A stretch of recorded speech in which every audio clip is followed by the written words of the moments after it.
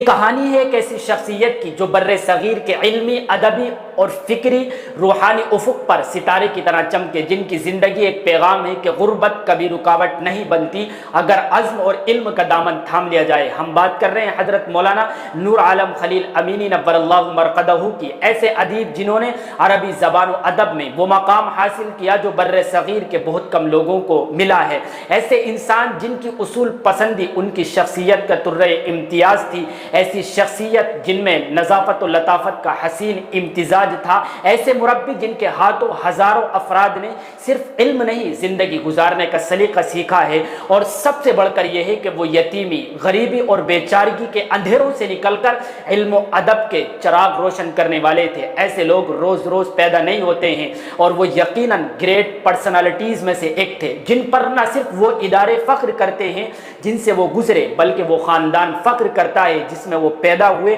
وہ علاقہ فخر کرتا ہے جہاں انہوں نے بچپن گزارا، وہ ٹیچر فخر کرتے ہیں جنہوں نے انہیں پڑھایا ہے، وہ اسٹوڈنٹس فخر کرتے ہیں جنہوں نے ان سے پڑھا ہے، بلکہ وہ کلاس میٹ بھی فخر کرتے ہیں جو ان کے ساتھ پڑھے ہیں۔ جی ہاں، مولانا نور عالم خلیل امینی بر صغیر کا سرمایہ فخر و امتیاز اور کامیابی اور کامرانی کا روشن نشان تھے۔ ان کی ولادت 18 دسمبر 1952 عیسوی کو بہار کے ڈسٹرکٹ سیتامڑھی کے گاؤں رائے پور میں ہوئی۔ فیملی بہت ہی غریب، حالات نہایت تنگ، لیکن علم کا شوق اتنا شدید تھا کہ غربت ان کے راستے میں دیوار نہ بن سکی۔ تعلیم کا آغاز مدرسہ امدادیہ دربھنگا سے کیا، پھر دارالعلوم مئو سے ہوتے ہوئے دارالعلوم دیوبند میں ایڈمیشن لیا۔ یعنی علم کی یہ جستجو، مشکلات کی کوئی پرواہ نہیں۔ پوری دنیا جانتی ہے کہ دارالعلوم دیوبند میں ایڈمیشن لینا اور پھر وہاں ممتاز رہنا یہ کوئی معمولی بات نہیں ہے۔ مولانا نے یہ ثابت کر دیا کہ قابلیت غربت کی محتاج نہیں۔ دارالعلوم دیوبند کے اسٹوڈنٹس میں جب ان کی قابلیت کے چرچے ہوئے، تب دیوبند میں مولانا وحید الزماں کیرانوی کا طوطی بول رہا تھا، ایک عظیم ادیب، عظیم مصلح اور عربی ادب کا مینارہ نور۔ انہی کی صحبت میں مولانا نور عالم کو عربی ادب سے عشق ہوا، ادب سے محبت، زبان سے انسیت، تنقیدی مزاج کی پختگی، یہ سب مولانا وحید الزماں کیرانوی کی صحبت کا اثر تھا۔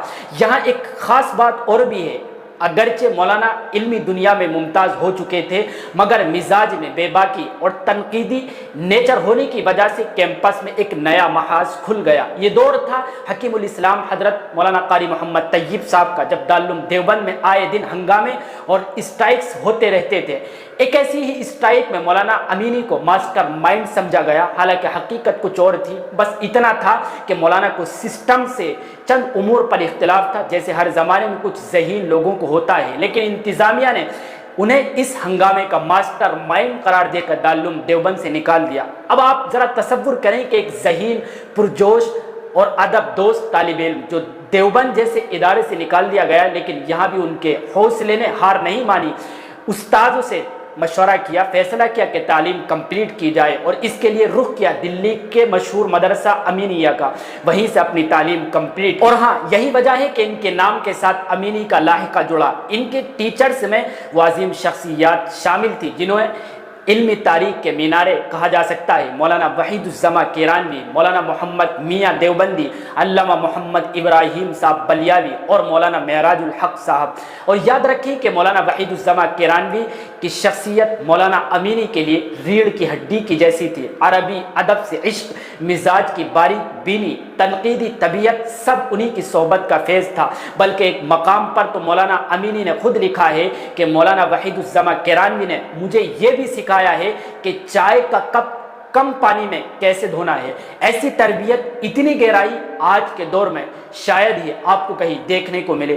اسی مزاج اور اسی تربیت کو سامنے رکھتے ہوئے مولانا امینی نے ٹیچنگ کو کریئر چنا، اور حضرت مولانا محمد میاں صاحب کے حکم اور توجہ سے مولانا ابو الحسن علی ندوی کی خدمت میں پہنچے، اور دارالعلوم ندوۃ العلماء لکھنؤ میں 10 سال تک ٹیچر کی حیثیت سے خدمات انجام دی۔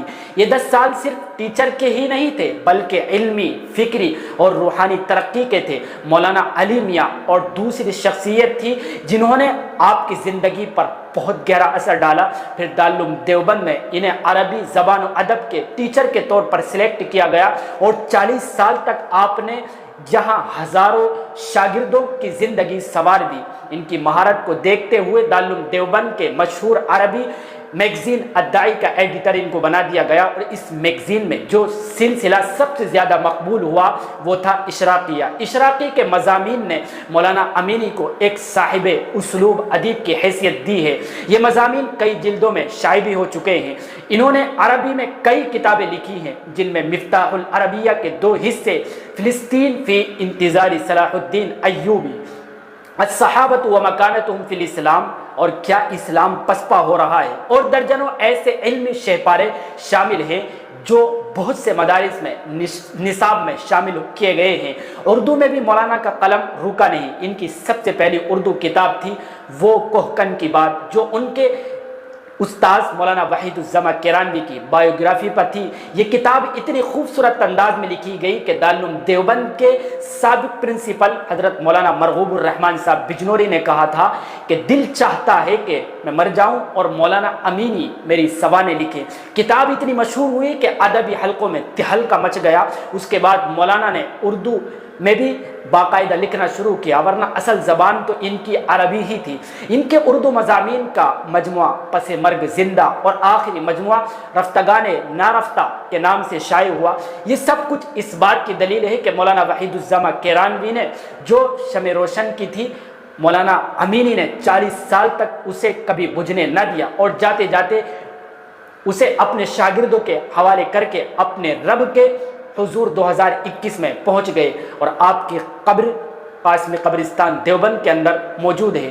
دوستو، یہ صرف ایک زندگی کی کہانی نہیں ہے، بلکہ یہ ایک تحریک ہے، یہ ایک سبق ہے کہ اگر نیت سچی ہو تو کوئی غربت، کوئی مخالفت اور کوئی محرومی علم کی روشنی کو نہیں روک سکتی ہے۔